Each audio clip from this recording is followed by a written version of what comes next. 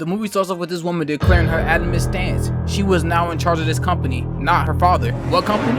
I don't know. I just started the movie too. We'll find out together. But if you asking me, she's stepping on stuff hard body like she wearing size 22s. She putting on a big show. That's those Paul Wright steps. She going against a crime syndicate off rip. The movie just started. And this woman right here is the head security of the embassy tasked with protecting the big stepper. I don't think that's gonna work out for her. I could be wrong. So the movie for some reason cut from the area's big stepper to the forest. But that's when we see some faces that give us a glaring indication of what we are in store for. Tony Jaa, Payu in this movie. Then we got Michael J. White, Devereaux. There are probably some more familiar faces, but those are the only two I can see at the moment. And this team of people are seemingly running some type of op. And that op at hand was...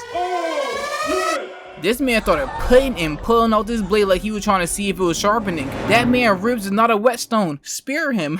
Devereaux got one. Then this man got one. I guess the beating was too fast, too proficient. This man couldn't get a note off, a scream, a yelp, nothing. And this man was just ass. Straight peach emoji. She was making ninja noises long before she appeared, sort of like knocking on the door before entering. She was showing basic courtesy before breaking his neck like a glow stick, and he was still caught off guard. Flirting after murking people was not a little wild to anybody else? Just me? I guess unlike John Morrison in 2002, I am not tough enough. That's kind of freaky to me. Aiko, the main character of the Raid universe, aka Jaka in this movie, is on the opposite side of Michael J. White. He was on the side being attacked by Devereaux and his team. Jaka was relaxing, too relaxed, awakening only to the sound of gunfire and people beating the Grim Reaper expeditiously, like they had Six Flags Fast Pass, an explosive symphony of bullets and screams, a once-in-a-lifetime experience if you will. Damn near to die for. The moment he got up, I knew he wished he was dreaming. Directly in front of him, he watched his wife in 3D get turned into SpongeBob Red Pants, straight holes in her body, looking like Free Willy if he had 9 blowholes on his body instead on top of his head. Had her talking in Red 40, just dying. What'd she even do? Bullets going through her like dairy to a nigga who's lactose intolerant. Jaka accepted reality of the situation mad quick. Bullet hole in his arm? No problem. He just grabbed his weapon and got active. He didn't really do much with it. Damn near turned the movie into a parkour simulator because he was just running like he was racing the bullets and explosions. Because he never once used that weapon. Not once. Because Payu here was only looking for squabbles. And he could have found a gun from many of the NPCs on the ground. There was weapons everywhere begging for a new owner. Nah, this man decided he was gonna burp Jaka from behind with a high knee. But somehow Jaka had squabble sense or something. And those things were tingling. He turned just in time but still ate a knee to the chest. And look at this proper progression. Never used once. Grabbed that thing for decorations. Heard the gunfire and saw his girl get turned into vintage Swiss cheese, aged to perfection, and was like, I wish I could participate. And you could tell this man is still sleepy. Man was chasing ghosts with this kid. He saw how crazy that kick was and dropped it low for round 2. But Payu had a kick of his own he wanted him to hold. And a knee, but both was blocked. But I can just tell Payu wanted to do this move right here for a long time. That's the main reason why he didn't bring a gun to the squabble. He was practicing that move in the mirror, waiting for a chance to utilize it. But it was underwhelming. Look, Jaka's still standing. Visually, practicality, there was none. He was better off tossing some booty to the face like Naomi. And the exchange started once more. They were giving and taking each other's hands like a marriage proposal until they both collided boots to each other's chest. But only Jaka ended up cosplaying a lone tumbleweed alone in a vast desert. Back meat seasoned and tenderized by the ground, also the dirt. And he couldn't even get his get back because... leaving the fight unfinished like one of my mini novels. I'm never gonna complete any of them. So after neutralizing the NPCs in the building, Devereaux damn near murking everyone in the room. They took this man hostage before heading to their main objective, breaking out Scott Adkins himself, aka Collins in this movie. Who would have thought from enemies in a cell to allies, the thing this plot can do? And the first thing, well, second if you want to count the grunting he did, was break this man's neck. Then this whole scene, this scene right here was damn near a love letter penned by Michael Bay himself with the sheer number of explosions that they utilized. His wet dream. And it seems like their main and most costly mistake was letting this man Jaka live. Even though he was getting torched by Payu, he was now experiencing flashbacks. He was becoming a different man. A man who lusted after revenge was a man no longer bound to the rules of skill difference or pain. Look at John Wick. Man eats a bowl of Captain Crunch broken bone flavor for breakfast every day. And guess what? We don't have to wait long. He was about to showcase his new set of skills to us very soon. He went to some type of fight club of some sort. And it wasn't aimlessly. Come to find out, Payu was fighting there. This off-rip was starting off to be some quick revenge. But first we get to see Payu's unfiltered talent with squabbling. And to start the fight off, What is this man's discipline? Getting his ass beat? He was just standing there taking it, like he ordered a combo meal deluxe, an extra shake straight to the brain. But he must have an appetite that could rival Matt Stoney, because he was just eating them bitches, damn near sucking his fingers before pushing Pay You back. But that was the scope of this big man's talent, getting his ass beat. Childhood me had the same talent. That's nothing to brag about. Pay You was trying to kick him in his chest, looking like this officer right here. He was spamming that kick like it was the only move he had. But I guess this big bastard only put all his stat points in defense and strength. Man was moving like he was fighting a handicap match with gravity and Pay You, punching as if he just now started to understand the concept of time. Man was moving in slow motion. Pay You had this man eating more feet than a chicken foot connoisseur, then looking stupid. Had him playing Ring Around the Rosie. Had him so stupefied he thought he could lift his leg higher than a normal step. Man thought he was a kicker, and here's the real kicker. Hey, you didn't have to drop ass like this. This was not necessary. A simple Mario jump and kick avoided. The man finally got his chance to shine, utilizing the one thing he was good at, being strong, no thinking. Chuck Pay You out the wall like his name was Taylor, and it was definitely fast, damn near swift in action. Had the crowd popping in excitement while he was on the ground seeing stars. He got up like his back was singing a medley of pain, while Long Fei, who's Tiger Chen, I forgot to mention that earlier, if I did, I can't remember. The main character, man of Tai Chi, was looking worried about their parlay. Seeing Pay You going Tinkerbell off the Henny was not a part of the plan. The big man was still ass, so the throwing he did earlier was the best he could do. The only throwing he was doing now is the fight. Man was fighting the urge to put up a decent fight. Never mind, he still had more in store. Straight WWE moves. I thought so. After that elbow, it was straight pound town, elbow mukbangs and all. And once his body hit the mat, we didn't even need to see the ref brave the fight off. He's dead. Long Fei collected his winnings, and it was his turn to fight. But Jaka bought his way into the fight, and I'm not gonna lie, for a man who was dripping blood, simply standing still, the moment he got into that ring, he was moving, rushing up with a knee like he needed this squabble. I mean, he did pay dough for the action. Let's see what he's baking. Everything he threw was either blocked or dodged. He was putting his heart and soul into every swing of his arm. Something was gonna land, and when it did, it was gonna be with the weight of a Boeing airplane. The first hit that slipped the Long Fei's defense was a knee to the ribs, followed closely behind with an elbow to the chest, like his moves were tailgating each other. But Jaka had Long Fei's arm nice and snug, wrapped it up so he wouldn't go anywhere, and tried to feed him another serving of elbow noodles, no sauce. Was about to have him raw dog and sauceless pasta, but that was blocked, turning into a choke off. What the? Okay. But Jaka, while in this intense moment of passionate choking, asked Long Fei if he remembered him. But I thought Pay You was the one that fought him. When did he see Long Fei?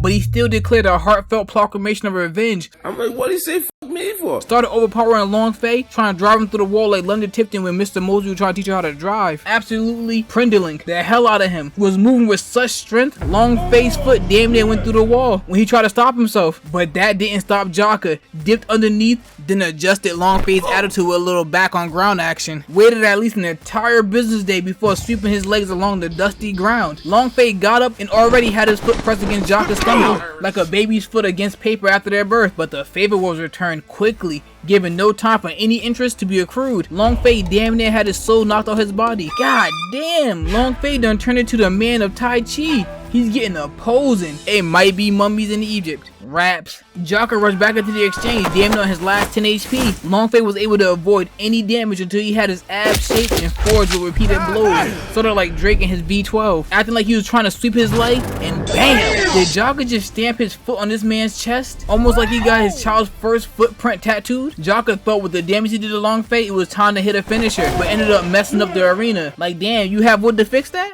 Then back to the exchange they went, hands being thrown and caught like a game of patty cake during recess, but with the intent to do lasting damage. Jaka sent two to the chest like a nipple piercing before once again engaging in a vicious exchange. Had both of them trying to fold each other's arms like napkin art at a restaurant. You become a crane. No, you become a boat. Jaka seemingly was having more control. Landed two clean hits, the only clean thing in the arena. Two to the body, one with his elbow, and he couldn't leave out his knee. But that seemingly awakened something in Long Fei, because he simply moved Jaka's hands off him, played with his throat for a second like he was his primary care physician, giving him a checkup, then walked Jaka's ass on the ground, but not before having his feet in the air. But Jaka was moving like he was on a blue chew. He could still fuck Long Fei up some more, even while grounded. Used his feet like a chain, put it around Long Fei's neck, iced them out with some VVS toes, and bam! They were twins. Goddamn Alaskan bullworms covered in dirt slithering on the ground. It didn't work last time, but Long Fei whipped out his pose once more. He must have changed the batteries. Jocker rushed in, exchanging on his mind like the 4 Exorcists, but Long saw through his attack pattern and was reading like a book he wrote. Nothing was landing, like ass in his seat during the Borderland movie showing. In fact, he thought to open him up like he was a gift from to him for Hammond's Day, and he couldn't wait to beat on him. Doing him so dirty he was putting their surroundings to shame. You know you're being done bold when slow-mo start happening. Long Fei was damn near walking on his chest like he was playing Minecraft. Jocker was panicked. He thought in order to avoid going to sleep himself, he had to put Long Fei in a sleeper hold. But when your opponent has a move like this in their arsenal, what is the point of fighting? Man got the flexibility of a stripper with no bones, but the kicking power of a kangaroo off gear. He basically told Jocker to bring it on. With a move like this, let me get a G-O-T.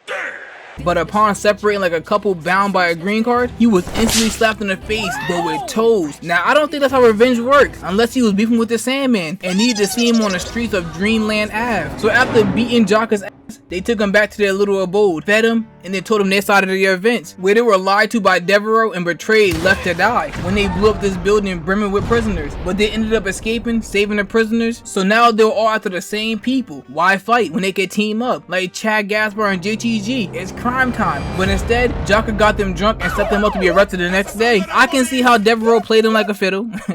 There are a 4x4 Sudoku. Simple. And somehow Jocker had a way to contact people who could give Collins a message. And what was that message? That Long Fei and Peiyu was still alive, and they are now at the police station. But let's move that to the back burner real quick and let it simmer, because now we have the woman from earlier, the big stepper, who was finally starting to take those big steps. She was given an interview about her decision to make a charity going against a crime syndicate. But little did she know after that interview, it was about to go down. And for someone about to face off against a literal syndicate of criminals, this was all the protection they could muster.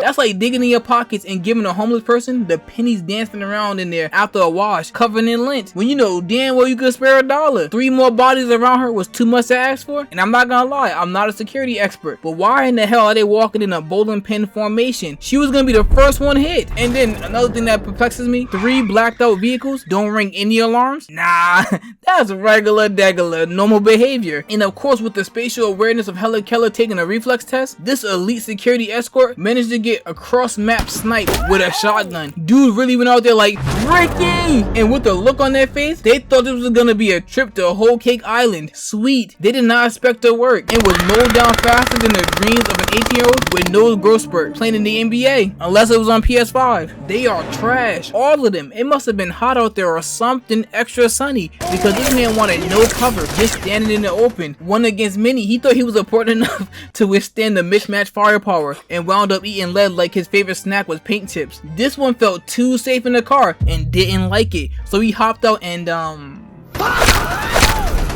I don't think he ever saw the word plan before in his life, because this was spontaneous and erratic. Like he was skipping through the cutscenes and now was lost about his objective. Dude added an E to the end of plan and really flew straight to the afterlife. They were so underprepared. The plan was now you have to run as fast as you can to the police station. We are ass. Had this woman thinking she was safe and she could really walk on stuff domineering like a dominatrix. Nah, she had to tuck her leather whip between her legs and run. No! Fire her! Pete, she is right behind him. He stopped, took off his mask, and stared into the camera like he was Jim in The Office, because she was inflicted with the aim of a stormtrooper going through withdrawals, handshaking more than an etch-a-sketch that needed an erasing. I want to go to sleep right here. Do you mind if I lay down for a second? There is no way. Everybody in this scene is ass. The police either heard or were alerted about the shots fired, and this was their performance. He wanted to subdue the active shooter, still armed with a shotgun with words, like it was a debate, and the one who could spew the best slam poetry can win, and that's why a shotgun was slammed against his ribs. Hopefully like that one arcade game, Coin Pusher, that knocked some sense into him. It didn't. He tried to stand when he could have shot while on the ground. You don't have to stand to shoot a pistol. Peep this dude. He was laying and spraying good old-fashioned Call of Duty gameplay. Man stood up to get stabbed. I get he was an extra, but his role was cut too short. And boy, don't get me started on these two. Ranged weapon. This man has a knife. They have a saying for this: don't bring a knife to a gunfight. Forget that now. With the sheer incompetence these two displayed, no longer do I believe a gun is the superior weapon choice. Niggas were walking with their guns drawn like it was an old time duel with honor. The only honor I could think of was the dishonor they were doing to tax players with his performance. Deadass holding his hand out like, Mr. Clean, no slashing. Mr. Clean, no slashing. You're trash.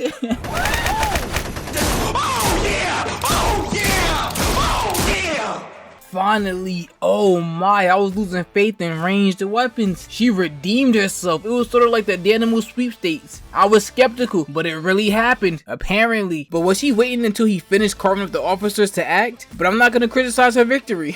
She worked hard for it. Took at least 2 mags for a single target. But her second victory closely followed. The fact that she told the big stepper to take some big steps to safety, that was seemingly enough to thwart this attempt on her life, because Devereaux and Collins went on to the next. So from the back burner to the forefront, Longfei and Payu were now the targets. They stewed long enough. It was time for consumption. We cut over to the police station, and all that toughness Big Stepper had deflated faster than the helium balloon in the cold. But too bad, nobody there spoke the same language as her. And by the time she was able to communicate with them, using Longfei as a translator, imagine being a prisoner to translator. Like, damn, is that time served? Can I go? Anyway, here comes Colin in the gang. Miss Explosive Fingers with her grenade launcher. She was just throwing them. She don't even know where she's aiming. She's like, I don't care what's happening, I'm using this grenade launcher. I'm blowing shit up. And even with an explosion signifying an attack, the officer response time was abysmal, getting dropped like an album without promo. It was unexpected, except it was the explosion.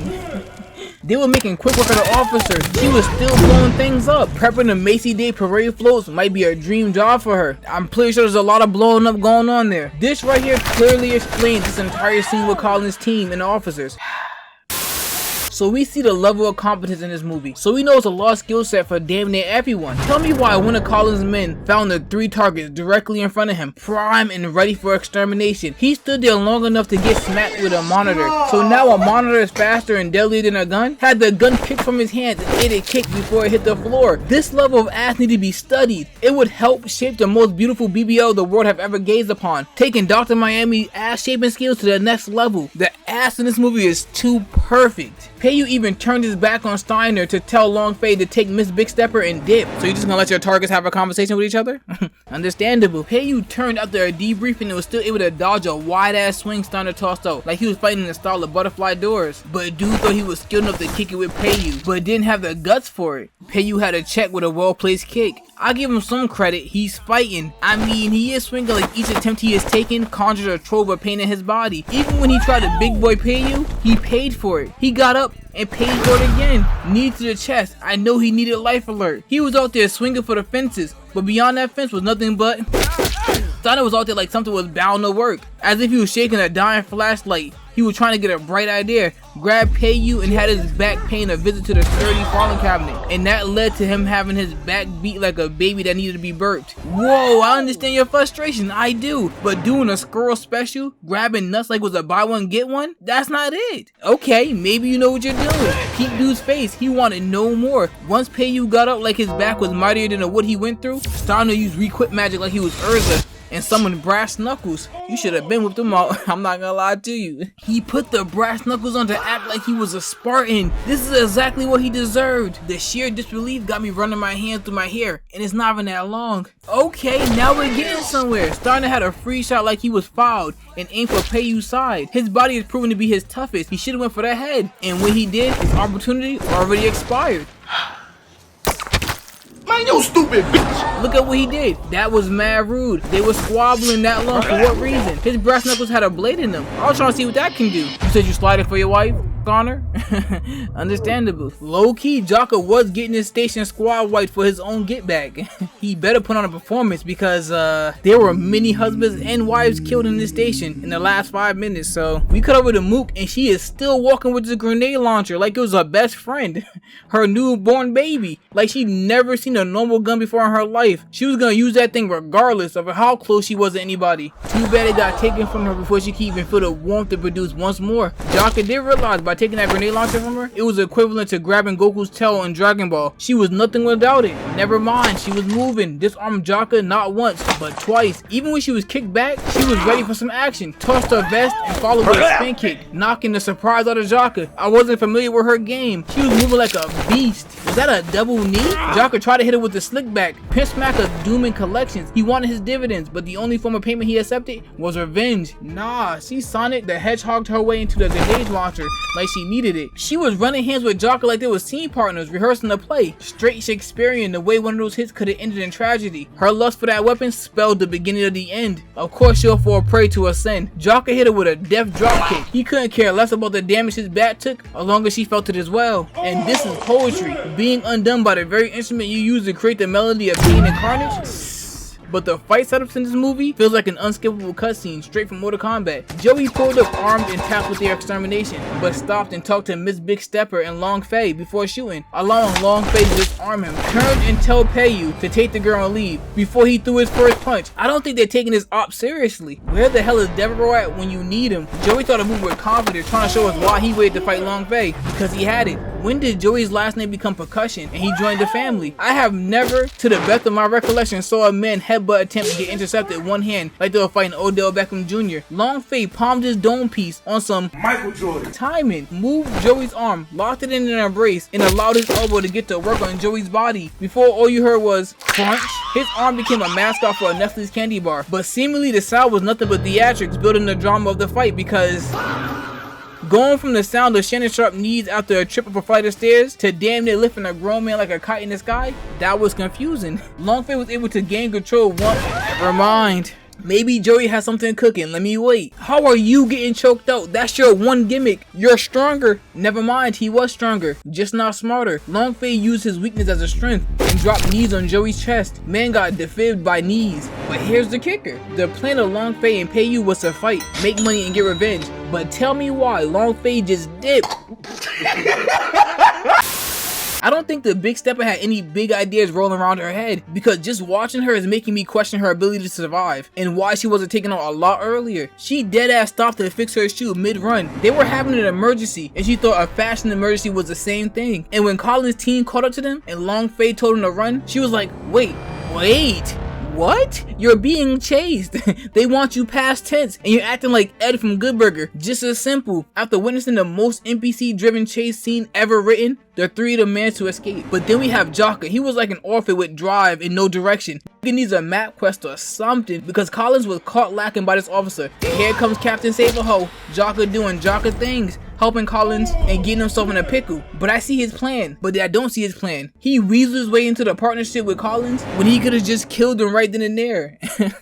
What? While our trusty trio stole a police car and tried to make their way to the Chinese embassy, but couldn't make it due to a bomb threat and traffic buildup, and was caught by Collins' team in no time. But was this man outpacing the car, threw ass on the hood, and bust the window to cause an accident? Yeah, put his ass back in that prison. I don't know what they feeding him. They feeding him gamma beans. So to progress the plot of the movie closer to the state of completion, after dinner and convo, Peiyu, Big Stepper, and Long Fei drop a plan to fake give her up to Collins and his goons for their freedom in 100K. All they had to do was meet up at dawn. But Peiyu had a real plan. He casted his marker with some local boss for a weapon like he was John Wick. So now it's time for the final showdown. But first, gunfire. Lots of it, like a classic orchestra led by Smith & Wesson. But what is Jocka's plan? What did he do? The man really waited for a double cross that wasn't even set up by him. And his first victim was Devereaux. And I'm not gonna lie, Jocka was feeling confident, emptying the entire mag like it had free perfume samples in it. He was ready to exchange hands with him. They both got the posing, and bam, we got action. They were out there moving like an 80s disco party. And the way Devereaux was talking throughout the entire movie, I thought he was about to wash Jocka, no soap. Nah, Jocka was holding his own, I'm not gonna lie to you. He's definitely a getting all the grocery at once type nigga. No two trips. Had Devereaux just glitching, waiting to get his ass back. While on the other hand, Joey and Long Fei were having a shootout until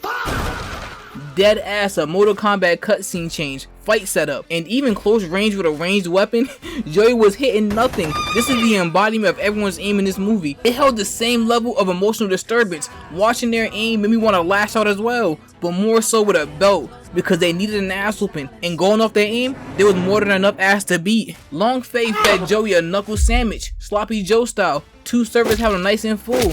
He was leaning back like he was sipping dirty Sprite. But then Long Fei got hit with the slowest spin kick. The man took a scenic route when he spun, but still made it to the destination on time. We cut back to Devereaux and Jocka was still moving. He was up in the air preparing to dole out a spin kick, stumbling, bumbling. Devereaux, you are breathing too heavy for a man talking the amount of you was spewing like a broken septic tank. Now you over there looking flushed. This is unbelievable. Jocka went back in and hit him with that take two. Even though one landed, he was still showing showing a difference in skill. It was like learning underneath the gaze of the sun. Devereaux was getting outclassed, but the size difference played a big role when Devereaux simply intercepted Jaka's kick and swung it to the side, but still couldn't capitalize like D in the disappointment I am feeling right now. Devereaux, I was expecting black and white suit level of showmanship. I don't see the showmanship. Jaka was grounded and still turned his disadvantage into an advantage. All he needed to do was remove 3 letters and toss out 1 kick. Back on his feet, he started exchanging hands, but I was putting too much disrespect on Devereaux's name too early because the rate of exchange was simply not the same.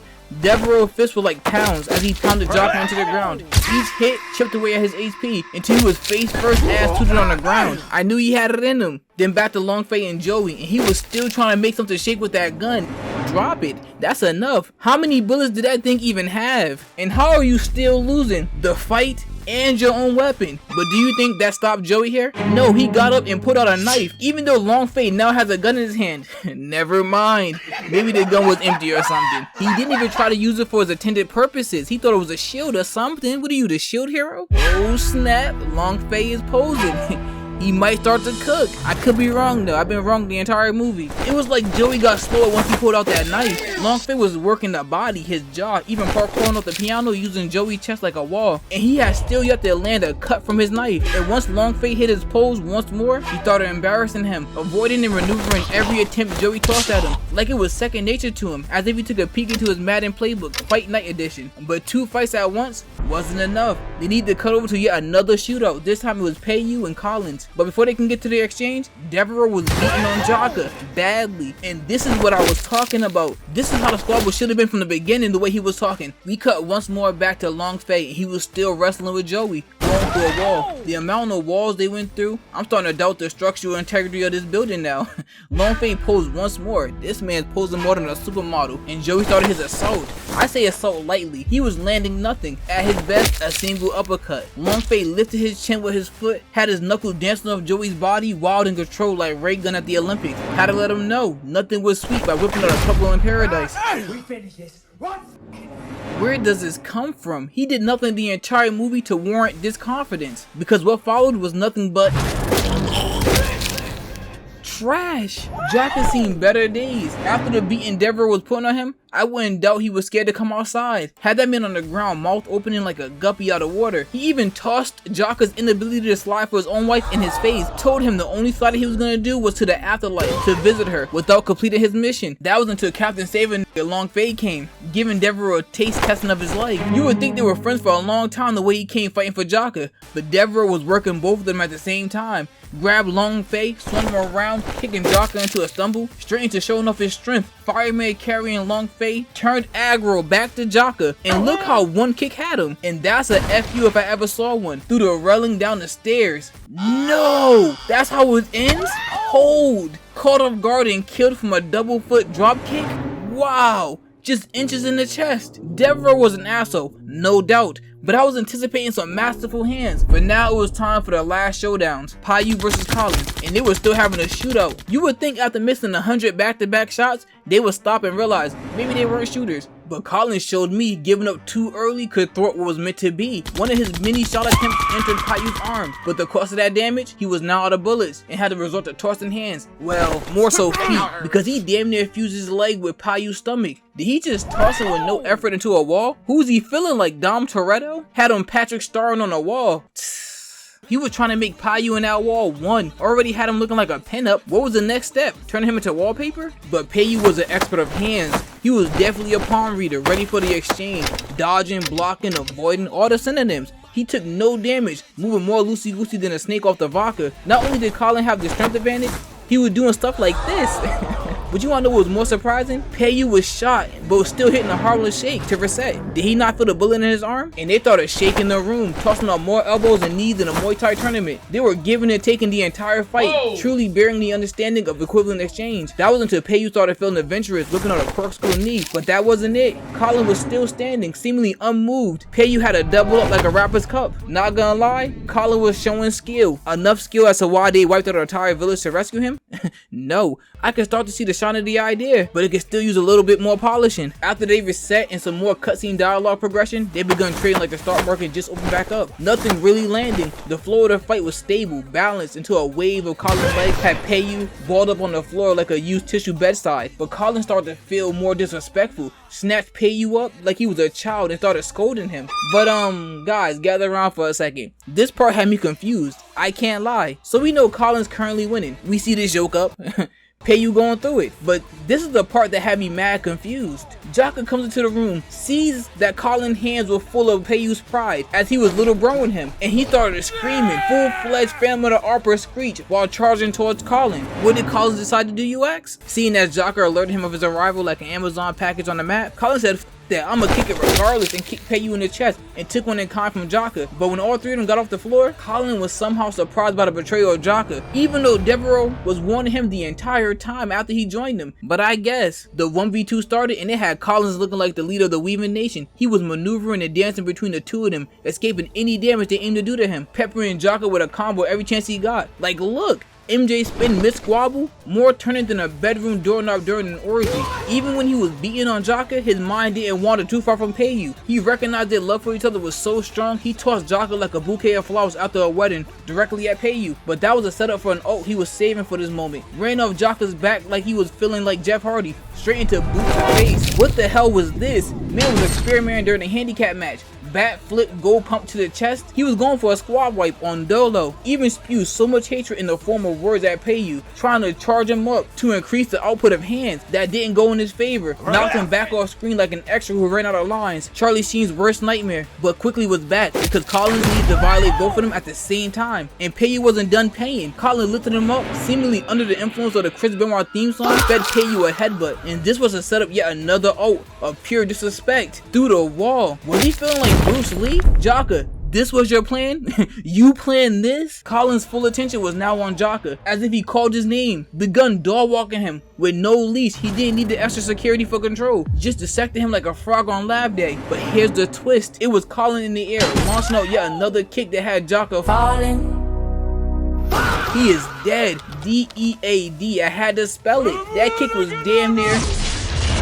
So at this point, having secured his dub in a 1v2, he now had his main target dead to right. And he decides instead of finishing it, he wanted to have a talk. This nigga thought he was on Oprah. He thought he was on a set of Dr. Phil. He was feeling emotional. But when he did pull the trigger, there was only one bullet and Long Fei jumped in front of it. When did they get so close? That was a hell of a dinner. But only his arm got hit like it was a flu shot. And Peiyu came back talking big and bold like he pressed Control B on Google Docs. But I'm not a believer, I'm sorry. He could win right now, but the doubt has been thrown in my mind like a patch on a Boy Scout's uniform. See? Nah, where did this come from? He was losing a 1v2. Did he level up his skill tree before coming down the stairs? I'm sorry. I can't pay you no mind with his performance. Somehow he outclassed Collins like completely, just outdoing everything Colin had to offer. This was a different man. He was not this man in this movie. This man definitely did the Elden Ring soul glitch. He dead outclassed Collins and one hit and flips, having him flip, stabbed him in the chest with 2 knives, and then double kneed him. I don't know how I feel about this. Of course the antagonist has to lose, but like this? Joey came back, he survived. Never mind. And that wraps up the movie. Jaka got no revenge. He did beat Devereaux, but that was pure luck. And Miss Big Stepper survived, and the leader of the syndicate was arrested. This is trash.